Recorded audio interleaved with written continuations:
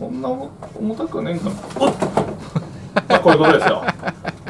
今回ご紹介するのはシマジックアルファっていうダイレクトドライブハンコンですね。先進的で高性能なハンコンが日本上陸。まずですね、本体ユニットなんですが、これだけいいよね、この落差。自然な、ステアリング操作ができると。ね、ラリーとかね好きな人ね、いやこれめちゃめちゃ雰囲気ありますよこれ。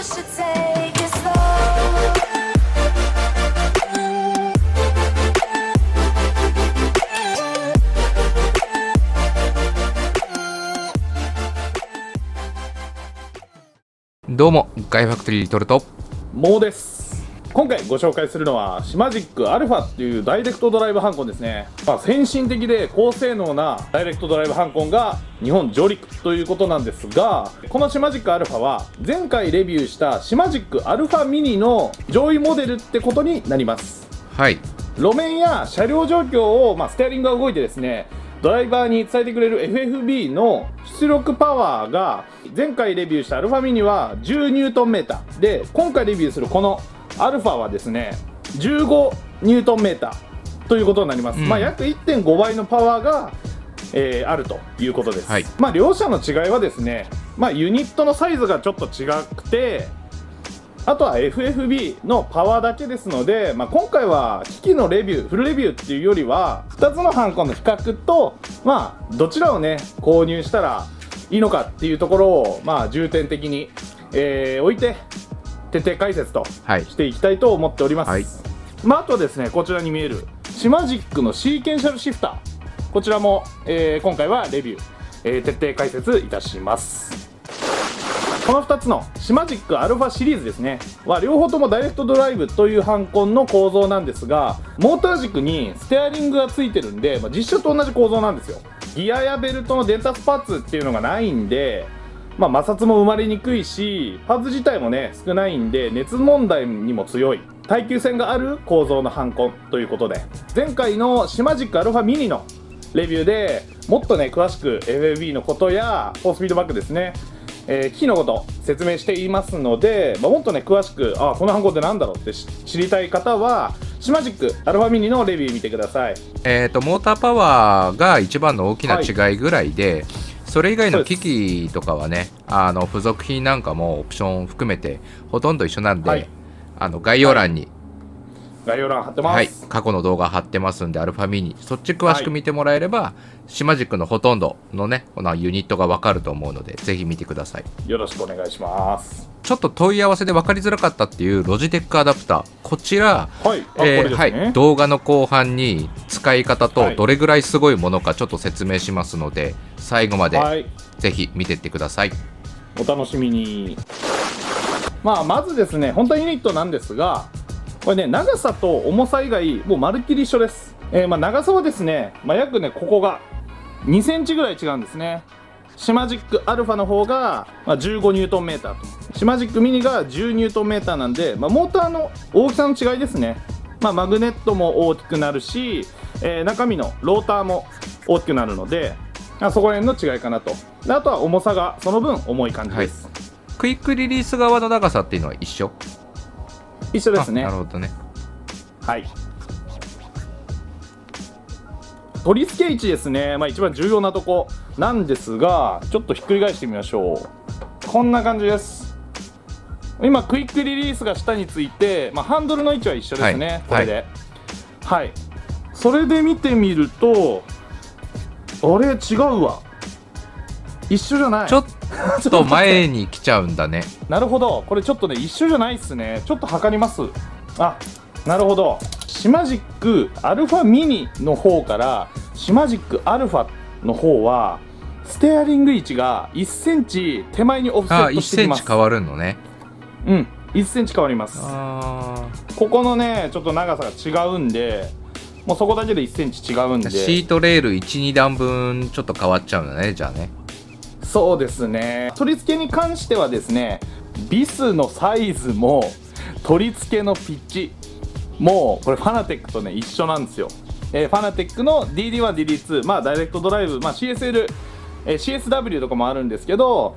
そこら辺がつくねコックピットにそのままついちゃうっていう。ここのハンコン買う人たちは基本的にコックピット推奨なので、推奨というか必須ですね。そうですね。クランプも存在しないので、初めて買う人もコックピット探すときはそれで探すと思うので、ここがまず一つ目の一番重要なポイントですね。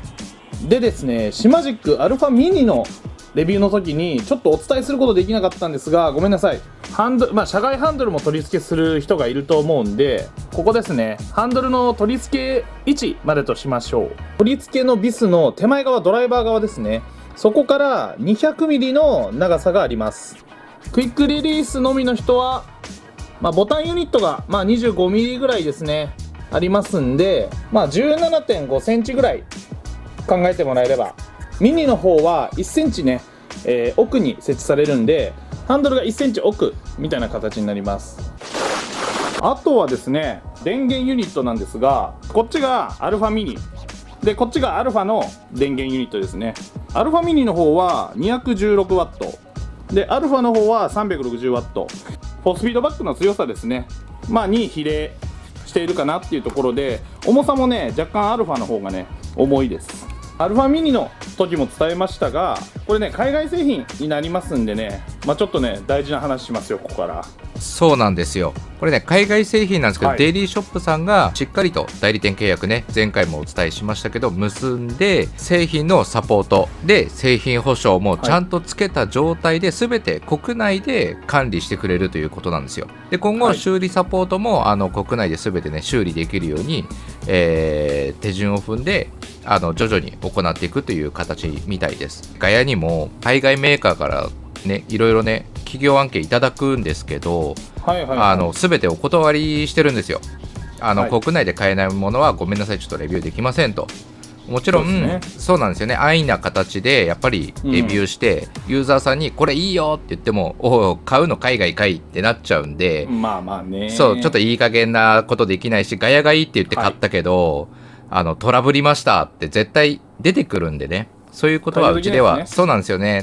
ユーザーの方からも言われるんだけど、今後もちょっとガヤでは国内で買えるもの以外はちょっと安心できないということでレビューしませんし、転売屋さんとかね仲介の方から買われて失敗したっていう声もよく聞くので、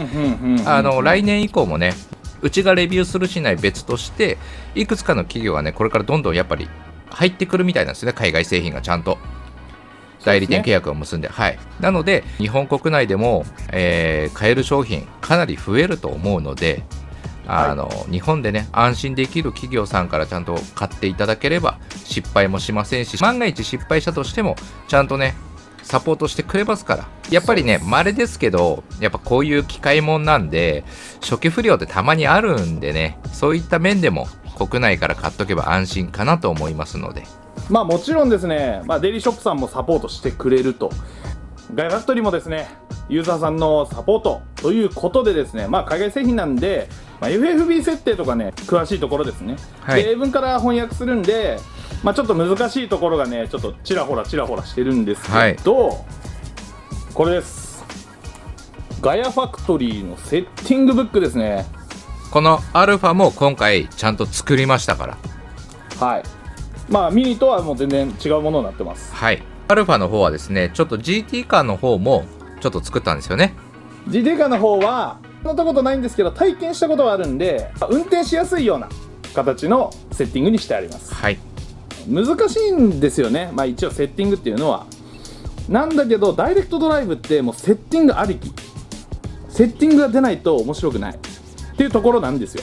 そうですね。なんで、ガヤファクトリーが研究テストを重ねた、設定ですね。サマザグリップドリフト、GT のセッティングはもちろん、セッティング、項目の数値を変更した際に起きる FFB の変化などをこれね徹底的に解説してます。もちろん日本語で。デイリーオンラインショップ購入者さん限定でシマジックアルファシリーズに同梱しますので、これからの、シムを担うドライバーさんたちに、ガイファクトリーから、メッセージもずらっと書いてあります。プロドライバーの方何人かの方にちょっとご協力いただいて、アルファの方で今後もテスト車両開発も含めてちょっといろいろ変わってくるんじゃないかと。でそういったものを体験できるのも来年ちゃんと用意してますから、お楽しみに。そうですね、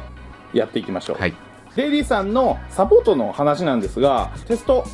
品なのでちょっとないんですけど、本体ユニットのどこかにシリアルコードが貼られます。はい。サポート時はですね、そのシリアルコードでデイリーさんが自社で販売した商品なのかっていうのと、お客様の情報、判断するものですので、そちらねちょっと剥がさないようによろしくお願いします。サポート受けられなくなっちゃうんで、このシリアルコードがないとデイリーさんは一切のサポートで今後修理も受けないということなので、はい、ちょっとね大事なものなんで、剥がさないようにお願いします。じゃあ走行テストの方に行ってみます。最初はドリフトテストですね。アルファミニの時はバックスキンタイプのね、シマジックの GT1 っていうステアリング使ったんですけど、今回クイックリリースのみで使える、ダイレクトドライブハンコンなんで、クイックリリースに車外ハンドルをつけて、ドリフトしてみます。はい。交換もね、毎度のことめっちゃ簡単ですよ。これだけ。いいよねこの楽さ。いやー楽だしね、もう合致しててね、もうやっぱクイックリリースね、これすごいんですよ。これ強度が全然グラグラしないから。でセッティングはですね、アルファミニの時も、ガイアセッティング出したんですけど、ガイアセッティングブックにつくやつですね。はい。アルファ用でまた作り直してます。これはこれでモーターパワー違うから多少変わるもんね。ミニの時とちょっと違うセッティングになってるんですが、一緒です。こんな感じでブレないやつね。グラグラはしない。はい、市販車に、セッティングを見つめて、やってると、よくねダイレクトドライブでありがちなこうブルブルブルブルみたいなっていうのを、セッティングで減衰させてます。いってみましょうか。1本市販車のようなセッティングなんで、結構カウンターのスピードとか、強さっていうのはがっつりしたものではないです。ミニと同じところを狙ってるんで、アルファでは絶対にねそこのセッティングが出るかなっていうところです。そうだよね。前回も今日に車両乗ってる時にもうちょっとセルフ早くしたいって言ったら簡単にセルフ早くできたし、そのセッティング項目がめちゃめちゃ面白いんですよね。シマジックだから気づかされたっていうのもあるんですけど、もうすごいナチュラルなんですよ。自然な、ステアリング操作ができると。あとはガタガタしないんで、もう本当にこうドリフト終わった後もこんなゆるゆるゆるゆるっていうか、やっぱりねスルってこう実写もそうじゃないですか。そうだね。あとはね違うとこって言えば20キロぐらいでハンドル操作してこのまま離すと実写と同じでねこうやってハンドル切れっぱなしになるんですよ。よくダイレクトドライブとか強いハンコンだとねこうやってここで離した時にねこうビュッみたいな戻っちゃうのがね、結構多いんですよね。それがこうゆるーく戻ってったりとか、市販車のようなセッティングはねシマジックね結構素晴らしいです。ギアとかさベルトドライブのハンコンの人もやっぱり前回のアルファミニ見て、YouTube のコメントでも結構反響あったんですよね。やっぱりみんなそのガタガタがしょうがないもんだと思ってたじゃん。もうどのハンコンでも。でそれがやっぱりないし、これに関しては反響すごかったし、みんなやっぱねちょっと一番びっくりしてるとこなのかなとやっぱ思うよね。これはうちの出したセッティングで今やったんですけど、またねちょっとアルファはどのぐらい回るかというところでちょっとかなり強いセッティングにしてみます。さすがの15ニュートンなんで多分めちゃめちゃ速いというかもうとんでもないことになると思うんですが、じゃあ行ってみまーす。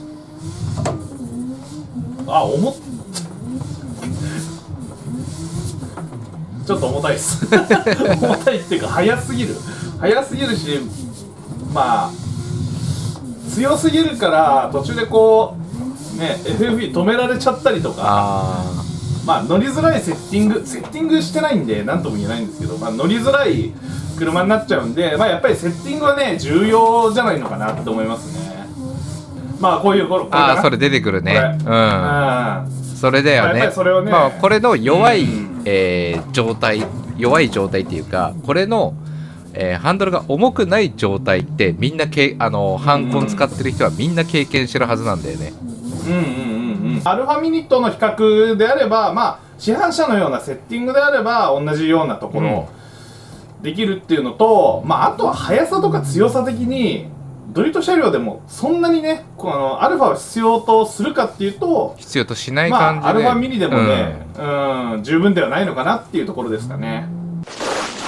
はい、じゃあ次はグリップテストですね。ニュルブルクリンクの方に、BMW、これもガヤセッティングブックでアルファ用のですねセッティングを出してますんで、そのセッティングをインプットしてます、アルファミニの時にですねちょっと使用してなかった D シェイプの、バックスキンステアリングを今回使用してテストということですが、ちょっとね D シェイプの方はこうねガングリップタイプになってて結構握りやすいです、ここは。はい。新鋭タイプのやつとこのグリップの部分が全然違いますね。グリップの方も同じくですね、市販車の設定ってことで、FFB プルッとはならないですね。プルプルプルとはならない。はい。動きが減衰した、こういうストリートの車両のようなね動きになってます。やっぱりグリップになってくるとミニよりね表現が豊かというか細かさっていうのはありますかね。どのハンコンどのメーカーにしてもモーターパワーに直結する部分だよね。ドリフトだと、強い FFB がね、どうしても随時かかってるものなんで、そのパワーが違うハンコンといえどあんまりね表現性はね変わらないって言えば変わらないんですよ。グリップになってくると細かさというかその大小がはっきりしないと、ドライバーのね、情報もかなり少なくなってしまうので。そうだよね。あとグリップの場合って、カウンターステア、要はリアが流れた時のカウンターステア当たる反応もその FFB の細かさで変わってくる。出力される FFB っていうのは平行線上なんですよ、ゲームから出力されてくるのは。10ニュートンと15ニュートンの違いっていうのはここは一緒なんだけどここがあるかどうかみたいな感じなので、だからいきなり強い衝撃がガンってかかってきた時も15ニュートンの方は下の FFB がちゃんとある。で10ニュートンの方は15ニュートンと同じぐらいのパワーにねした場合とかは下のね FFB がね、潰されちゃうみたいな感じなんですよね、簡単に言うと。モーターパワーの余力がどれだけ残ってるかってことだもんね。そうその40ニュートンで僕らも昔は絶対いらないよねって言ってたけど、余力が残ってれば残ってるほど、どんな状況下でも最高の FFB を再現してくれるっていうことになるわけだからね。やっぱ大は小を兼ねるとも言いますし、オールラウンダーなハンコンどっちですかってなったらやっぱりねアルファの方なんですよ、ミニと比べちゃうと。だからグリップもやりたい、ドリフトも、やりたいって方は、15ニュートンの方が、ガヤとしてもおすすめできると。10ニュートンでね、日本円でも10万円以下で切ってくるっていうところのメーカーの試みがやっぱすごいよね、そういった意味では。今まではもうさ、すごい高額15万16万からだったもんね、ダイレクトドライブといえば。そうダイレクトドライブの価格もあるじゃないですか、ダイレクトドライブ単品の価格プラスこのね機器の価格っていうのも結構かかってたんですよね。今高かったね。プレイできるまで、プレイできるそうだよね、そういえばそうだね。そ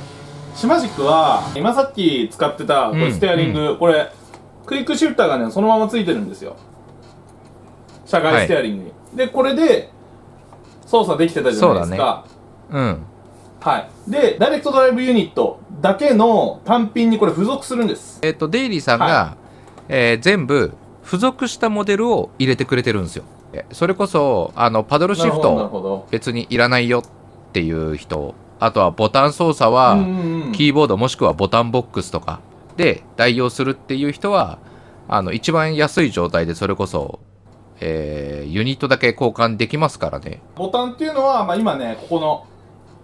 ボタンだったりこのパドルシフトだったり、でこのハンドル自体がこれね桃捨てとね同じ取り付きピッチなんで、ボタンボックスがいる人はこれをそのままねこっちにねステアリングつけたりもできるんで、そういうところのね選択性が、大いにあるかなと。グリップテストやってるんですが、アルファのね15ニュートンメーターというところで強いね、FFB も再現できるということは、冒頭にも言ったんですけど GT3 のセッティングもガイアセッティングブックの方で、私たちねちょっと出しましたんで、そっちのねちょっとテストもしていこうかなと思います。そうですね。GT3 のちょっとテストに行く前にこれですね、ちょっと冒頭でシーケンシャルシフトを今日ちょっとレビューしますよっていうことをお伝えしたんですが、シーケンシャルね、これがシーケンシャルになってるんで、こうまあ一足二足一足ニュートラルと、いう操作ができてかなりね実写っぽい、強さで、入力ができます、拡大の動画になると思うんですけど、これね一足にするとインジゲーターがねここにね表示されてて、今1足2足3足4足5足みたいなで、ゲーム内も同じですね、3足2足1足とここにねインジゲーター表示されるんですよ。スイッチが4つですね、配置されてて、それにね、いろんなものをね割り当てられます。便利だよね絶対。これ便利ですね、ハンドルってね回転するんでドリフトの時とかね結構ね押しづらかったりするんですよ。そう、そういう時にポチってねやっぱ回転しない部分で絶対ここにあるものなんで、押しやすいですねこのスイッチ。 USB とか工夫されてねちょっと作られてるんで、走行テストの後に詳細にちょっとお伝えいたします。いやだからプロドライバーとかいいですよね、シフターね H パターンシフターじゃなくて、コリンジャーとかですかね、シーケンシャルになってるドリフト車両とかやっぱプロドライバーって乗ると思うんですよ。後で説明しますけど、ちょっとね強くしたり弱くしたりっていうね装置もついてるんで、自分のね車の、硬さに合わせたセッティングもできると思うんですよね。特にドリフトのね最近の競技車両ってほとんどそんな感じだから、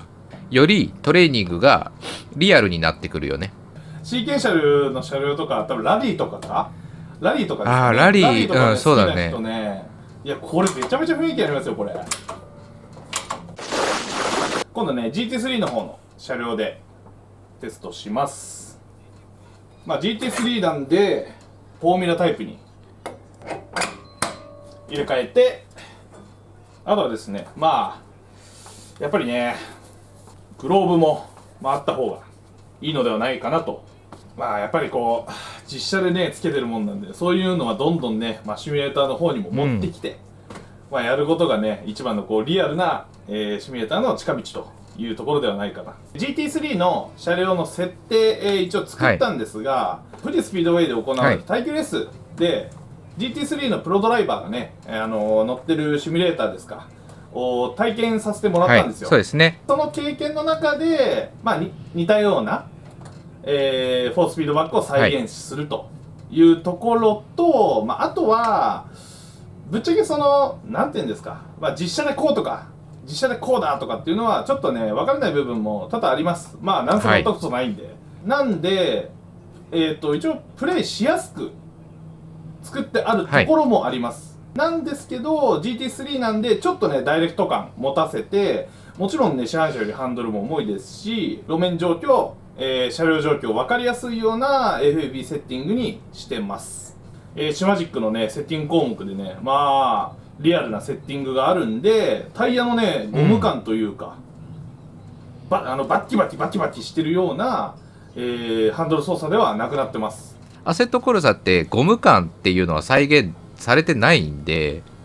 今までのハンコンでは諦めてたんだよね、この底の部分はね。ゴム感言ってるんですけど、ちょっとねゴム感は映像ではなかなか伝わりにくい。強いて言うんだったら、例えばですね、この左側のちょっと縁石乗せますよ。ここ今ねガタガタってきたじゃないですか、あそこがゴム感がないというか、かなりダイレクトなね、ハンコン設定、ハンコンだとゴンゴンっていう風に来るんですよ。それがワンテンポ遅れてぬるっていう感じで来るのがゴム感というか、リアルな、味付けじゃないのかなって自分たちは思ってまして、これによってリアルさも増すし、意外にこれ危険なんですよね。こう回るとこんないってやべえ今のっていう感じになるんで、今の多分ね黒い画面入ると思うんで YouTube だとねやばい、もうそういってまあそういうねやっぱ危険な部分もあるんですよ。そうだね、ダイレクトドライブ犯行。このセットアップ出してる時にも、うん、結構良かったけど、これは危険すぎるっていうの一回出たよね。やめた方がいいとかってやめたんだっけ結局。そうそうそう、まあいいんですよ、出してもいいんですけど、例えばそれをしてまあ手痛めちゃった、じゃあちょっと怖いから乗るのやめようとか、うんそういう風になるのがね、うちとしてはすごく残念とはいいうところなんで、だから皆さんが楽しめるようにっていうのがまあ第一、比較的安全に楽しめて、その中でねリアルさだったり、GT3 のダイレクトのハンドルを、極力再現したいと、いうところのセッティングを出してます。ちょっと安全マージンを取ったものが、セッティングブックに載ってるってことだよね。はい。で、そこからですね、各項目の説明をしてますので、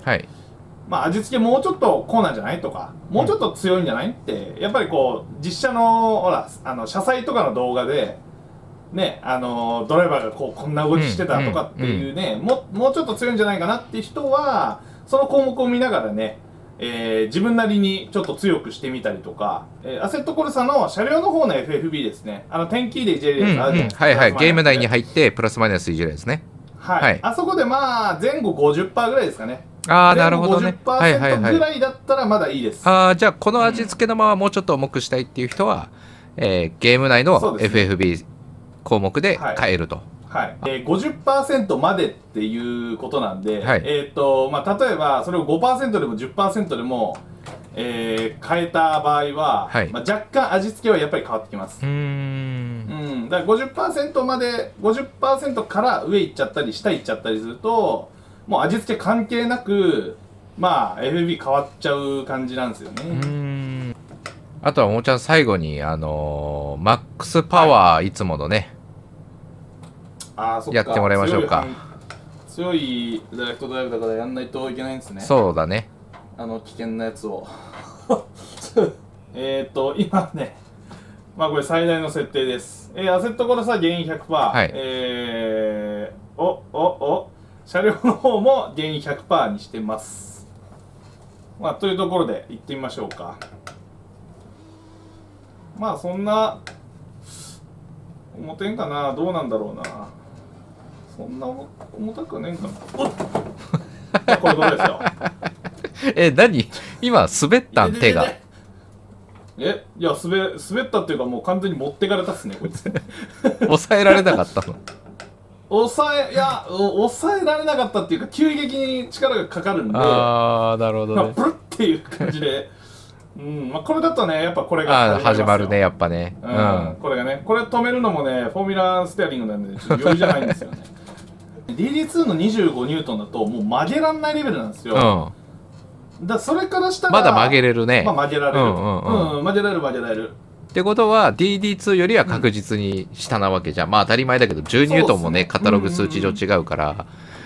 どう ?DD1 の20ニュートンと比べて。DD1 よりは若干弱いかなっていう感じではあります。ミニよりは確実に強い。だからね、5ニュートンの力ってどうなのかなっていうふうに思うんですけど、アルファの方が、多分ね、何ニュートンか分かんないですけど、かなりのね、力がかかると、接続がね、切れるようになってます。ちょっとね、それは説明書云々、ちょっと公式で発表されてなかったんですけど、多分ね、力強い FFB がかかりすぎちゃうと、自動的にね、巻き込み防止とかいうところ、モーターを守るとか製品を守るっていう上でも接続がね、切れる形になるんですよ。FFB ちょっとあからさまに上げてみちゃいますか。多分それやばい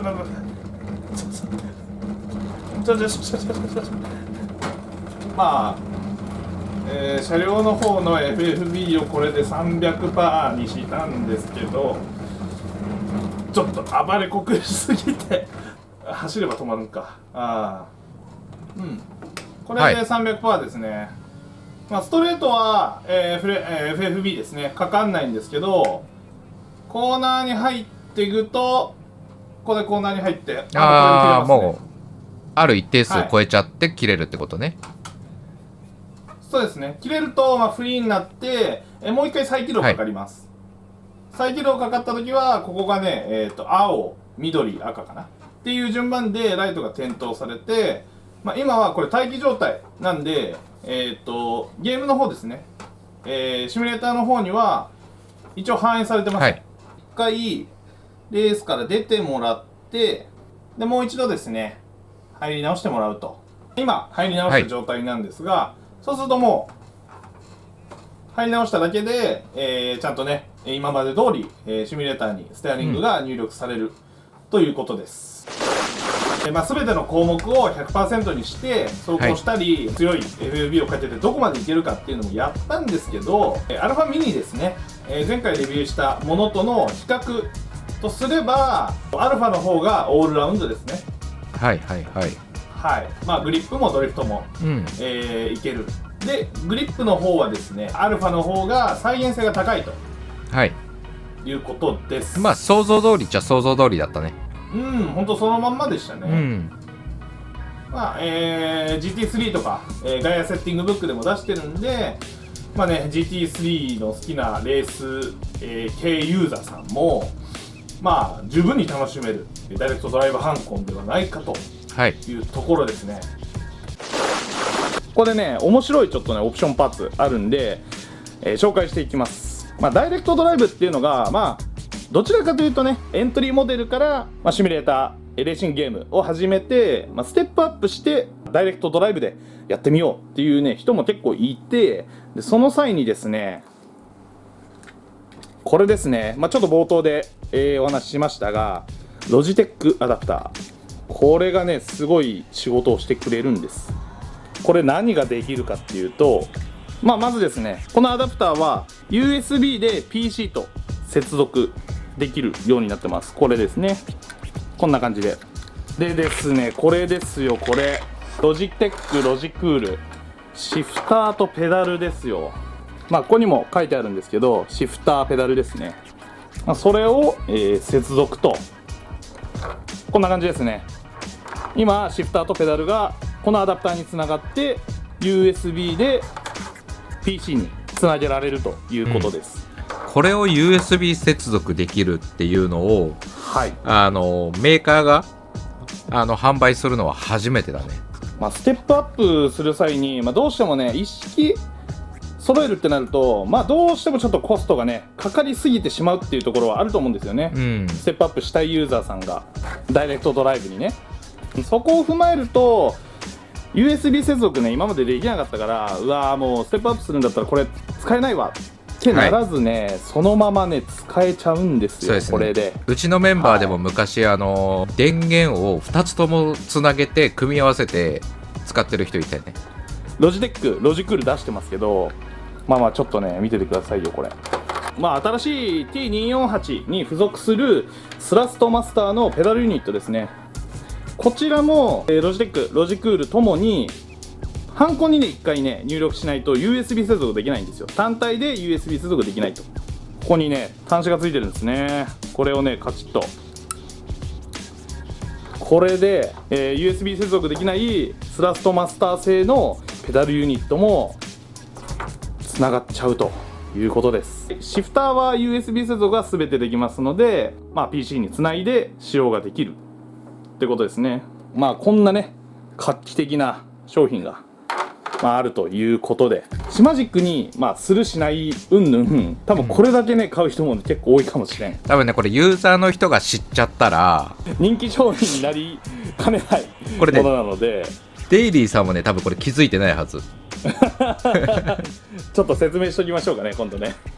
この動画を見てあれってなった人は早めに買った方がいいかもしれない。次来るのが多分また1ヶ月後とか。走行テストとちょっとオプション、だったりシフターちょっと説明入りましたが、いかがでしたでしょうか。シマジックアルファいいね。シマジックやっぱりね価格を抑えてこれたとこっていうその15ニュートンのちょうどいいとこだったり、10ニュートンでもまず日本円でもね販売価格10万円切ったっていうところがやっぱりそのメーカーの試みにねちょっと凄さを感じるというか、より、ユーザーが買いやすいところに持ってきてくれたと。まあ多分今後はね、もっとすごいところにどんどん行くと思うんですよ。行ってくれそうですね。そうこのメーカー自体まだ、3年だったかな確か。立ち上げて3年ぐらいだから、やっぱりそのユーザー目線からどんどん入ってって、どんどん玄人向けに多分きっとなっていくと思うんですよね。ガヤのちょっとメイン機としてね、アルファとアルファミニ両方、いつもの手元撮影とか、それこそ僕らのプロとの車両開発とかもちょっとこれメイン機にしていこうかなと、っていうぐらいちょっとおすすめできますね。まあ最後のまとめとして、シマジックアルファミニですね、前回レビューしたものが10ニュートンメーターと、でこちらのシマジックアルファが15ニュートンメーターっていうところなんですが、まあ10ニュートンメーターの方は市販車のような4スピードバックを再現するんであればもうかなり全然十分と、特にドリフトなんかはアルファミニとアルファ両方ね同じようなセッティングも出るし、まあ、そこら辺はもう全然ねシミュレーションできるし楽しく遊べるかなと、グリップの方はまあ同じ市販車では同じような仕様ですね。ミニもアルファも、同じような仕様が出るんですが、まあ、アルファの方がどちらかというと、細かい、FFB 再現だったり、まあ、セッティングの幅がかなり増えるっていう形です。はい、レースカーのような強い FFB が、再現されても、細かい FFB もね潰れずにちゃんと再現することができるので、まあ、そういったところの車両乗りたい方はどちらかというとねアルファの方がおすすめという形です、面白いシミュレーションできますね。シマジック製品ですね、まあ、説明したようにデイリーショップさんの方で今回比較したシマジックアルファミニとシマジックアルファですね、これですねは、商品ページですね、動画概要欄の方に、記載してます。